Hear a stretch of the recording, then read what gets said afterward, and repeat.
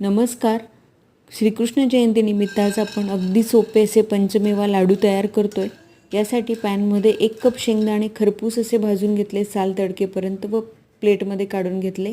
नंतर याच पॅनमध्ये 1 कप सुकं खोबरं ते देखील कुरकुरीत होईपर्यंत भाजून घेतलं. खोबरं भाजून झालं की लगेच प्लेटमध्ये काढून घेतलं.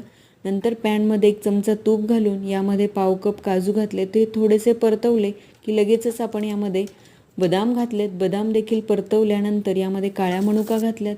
हे संपूर्ण साहित्य बाजूला थंड होण्यासाठी ठेवलं. थंड झाल्यानंतर शेंगदाण्याची भरड मिक्सरमधून वाटून घेतली. त्यानंतर सुकामेवा देखील असाच वाटून घेतला. तूप पॅनमध्ये घालून यामध्ये खजूर आणि गूळ घातला. हे मिश्रण पातळ होईपर्यंत परतवलं. यामध्ये संपूर्ण भरड घालून मिक्स करून घेतली. सुकं खोबरं देखील घातलं आणि वेलची पूड घातली आणि हे जे मिश्रण आहे ते अगदी छान हाताने मळून घेतलं व छान लाडू बांधून घेतले.